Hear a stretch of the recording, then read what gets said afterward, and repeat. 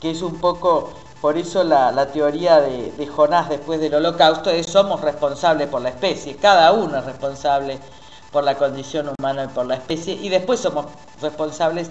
Ahí cambia la idea kantiana de que solo soy responsable por mis acciones.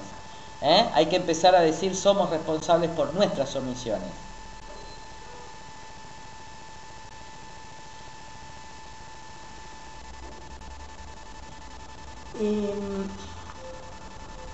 Te preguntaron antes cómo podemos liberarnos de la mentira. Diciendo la verdad. Es decir, no siendo cómplices de la mentira. No podemos convalidar las trampas, el cinismo. Y a mí me gustaría hablar de una forma de mentira, porque esta mentira es explícita, así que uno, si la comparte, es un cómplice.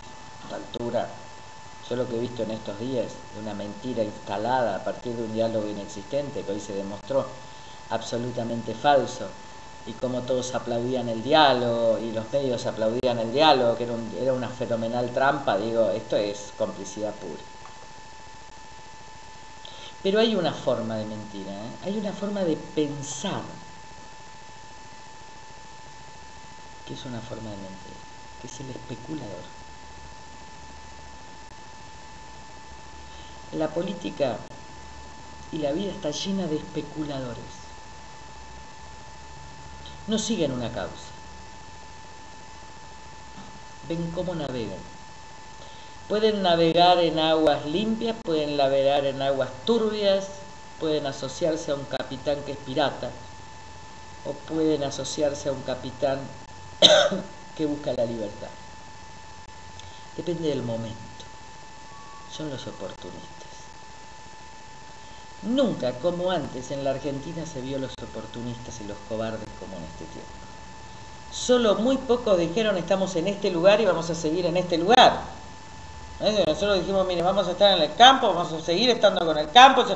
Ahora otros decían: estamos con el campo, no estamos con el campo. Los especuladores se perdieron. Los especuladores estaban con el gobierno hasta el martes, salieron las cacerolas y la gente a los pueblos y estuvieron con los pueblos, y 2 días después el gobierno llamó al diálogo y ahora no están en ningún lugar. La especulación, ese no estar en ningún lugar, es parte de nuestra tragedia colectiva. Te preguntan cómo se nota, cuál es el primer síntoma de que empieza a funcionar la justicia. Hay distintos tipos de justicia.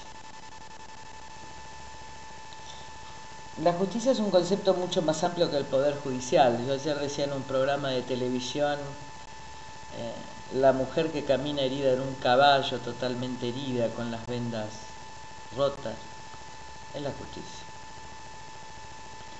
Ahora, la justicia no es un poder del Estado, no es solo el poder del Estado que resuelve el conflicto, que mete preso a alguien, que resuelve un contrato.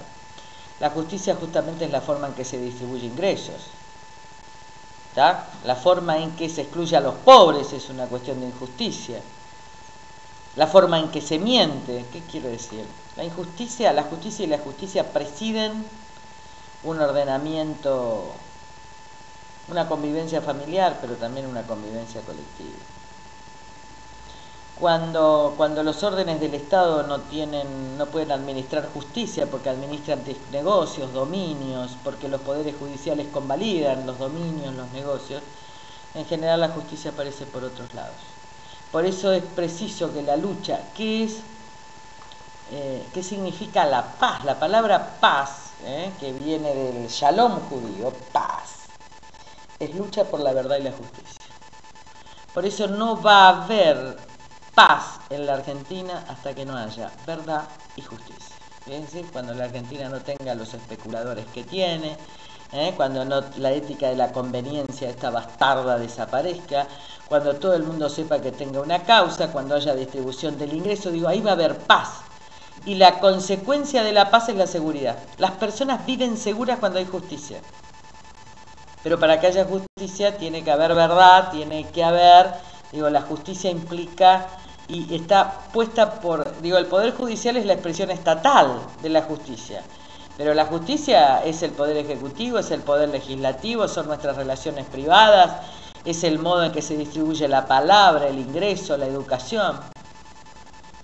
Por eso el relato de la presidenta es profundamente mentiroso e injusto, pero usa a los pobres para justificar la dominación. Por eso la perversidad. Los dineros que recaudan no van a los pobres, señora presidenta, los dineros que recaudan van a la caja de David y Kirchner. Por eso estuvo muy bien alguien que le dijo: distribuya sus ropas, señora presidenta.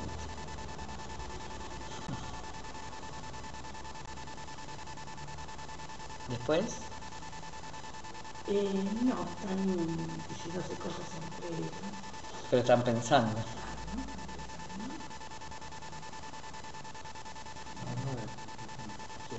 Hablan de las manifestaciones. ¿Cómo cambiar este eje, no? Sí. En vez de ir con la cacerola y con la bandera blanca. ¿Cómo hacen para cambiar eso? Hay que cambiarlo, lo empiezan a cambiar algunos, lo siguen otros. Ayer se veía en San Pedro frente a la posible represión de gendarmería una misa. Hoy se veía mujeres con las velas. Hay que poder cambiar la estrategia, porque si no, la violencia nos lleva a la estrategia de la violencia y ahí estamos perdidos.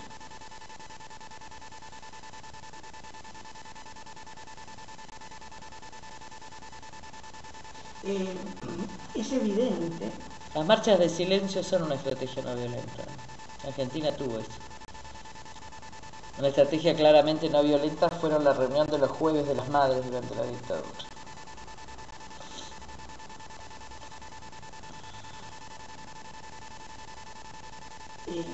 Es muy interesante en el chat de hoy cómo se refleja la dificultad en el tema. Yo creo que es muy interesante tomar esa dificultad justo en este día, ¿no?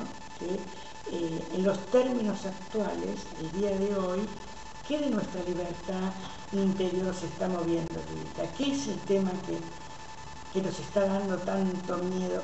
¿Qué pensás vos que está pasando? Creo que hay una sensación de cierta amargura por la humillación que está ejerciendo el gobierno y que hay cierta desazón por lo que venga, porque se está aplicando la regla del poder, del padre autoritario, ¿no? La madre autoritaria. No se sabe bien cómo seguir sin violencia. Pero se va a abrir, se va a abrir en los próximos días, se va a abrir. Te preguntan si la indiferencia hacia la violencia es una forma de lucha. No. El indiferente es un cobarde y el escéptico también. ¿De qué ganas con el escepticismo sino fomentar la permanencia de los corruptos? Hay una frase interesantísima que decía: en un pueblo en una ciudad donde todos eran corruptos, Efesios 1 creo que es un comentario chico, un grupo de hombres y mujeres tuvieron fe. De la fe hablamos la vez pasada. Y creyeron que era posible. Ahora, en esa ciudad, antes de estos que tenían fe y finalmente lograron la educación y la justicia, había escépticos, los que creían que no era posible. Hay un relato que yo se los sugiero que lo lean, muy interesante, que es el de Judith. Judith es una judía